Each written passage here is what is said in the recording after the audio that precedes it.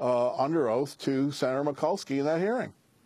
We want to also bring in Dahr Jamail. He's an independent journalist who's been reporting from the Gulf Coast for the past 3 weeks. Dahr, you're joining us from Tampa, Florida right now. You just drove along the Gulf Coast. But talk about this dispersant as well. You wrote an article about the effects it had on you personally. Right. About a week and a half ago, my partner and I were down in Barataria talking with shrimpers and fishermen and people affected by the oil disaster. And literally within minutes of driving down there, the air was so chemically laden. You could smell and taste chemicals in the air, and immediately our eyes began to burn.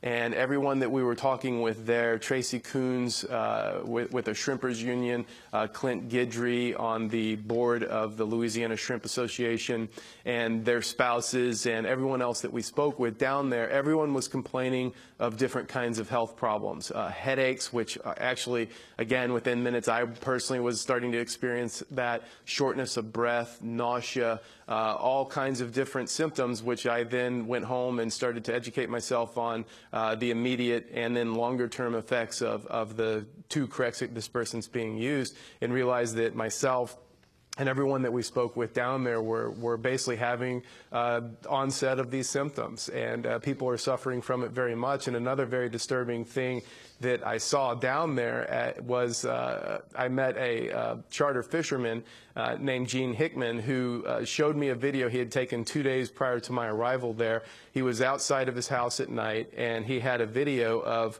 literally crabs crawling out of the water at night onto his bulkhead to escape the water. And Tracy Coons, who I was also speaking with, said, look, we've been watching regularly these huge plumes of dispersant under the surface of the water coming into our canals, sometimes bubbling up to the surface. We've seen marine life fleeing from these. And there have been some reports of this happening throughout the Gulf, but then I went down to Gene Hickman's house and then saw, just minutes after watching this video, of crabs literally crawling out of the water, trying to escape from the water, to see basically crabs floating belly up in the water, dead, all in his canal. There was sheen over the top of it, dead fish, and again, the stench of the chemicals was so intense that our eyes were watering. Dahr Jamail, your piece in Truth Out is called BP's Scheme to Swindle the Small People. What is that scheme? Right. Well, the scheme is, let's be really clear, Amy. We all know that context for news reporting is key.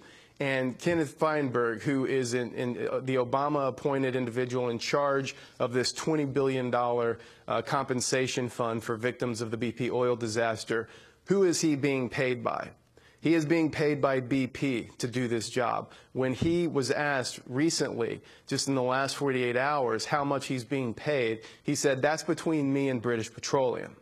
So let's start right there.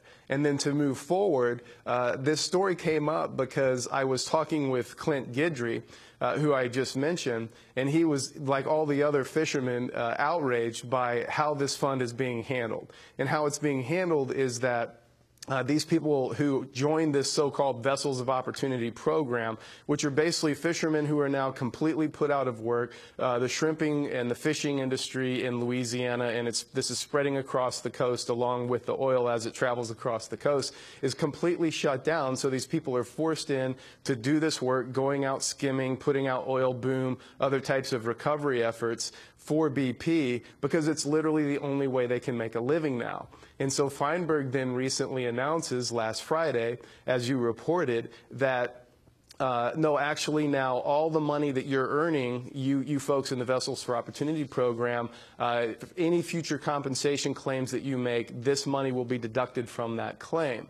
And so upon further investigation, it turns out there's a lawyer in Louisiana named Stephen Herman, and his firm back on May 2nd had an email correspondence with a law firm representing BP, and he questioned this very thing because it had first come up way back at the beginning of this disaster when people were going and looking into joining the Vessels for Opportunity program, but before they could join, they were going to be asked to sign a waiver. Well, this was, of course, then brought, Stephen Herman brought this to the attention of the BP lawyer, questioned it, challenged it, and then the BP lawyer wrote back and said that that is not going to happen. We're going to tear up those claims. We're not going to do that.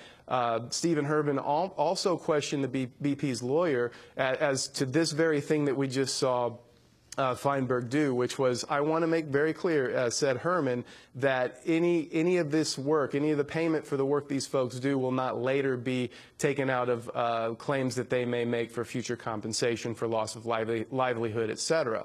And he was told at that time in a response on May 3rd by BP's lawyer, absolutely that will not happen. That is BP's stated position. And so then we have Feinberg come out Monday and every day since then acting as basically a BP salesman trying to push this new agenda that you have to file your claim within a year, and then once you do that you will get paid and you will not file any further claims. And then of course any work that you've done in this Vessels for Opportunity program, any of that money will be deducted from any future claims. So this directly contradicts what BP said to Stephen Herman's law firm in New Orleans back on May 3rd. And again, we have Kenneth Feinberg running around clearly accountable to BP, clearly working in the interests of BP, and as he's being accused by Clint Guidry and basically fishermen up and down the Gulf Coast at this point in the Vessels for Opportunity program, is that this is a guy who's doing nothing but working to try to limit BP's long-term liability for this disaster. Dahr Jamail, we want to thank you very much for being with us. Independent journalist. His latest piece in Truth Out is called BP's Scheme to Swindle the Small People. Special thanks to WEDU, PBS in Tampa, Florida, where he is speaking to us from, and Hugh Kaufman, Senior Policy Analyst at the EPA's Office of Solid Waste and Emergency Response, for joining us from Washington, D.C. Of course, we will continue to cover the fallout of the spill in the Gulf of Mexico. This is Democracy Now! Stay with us.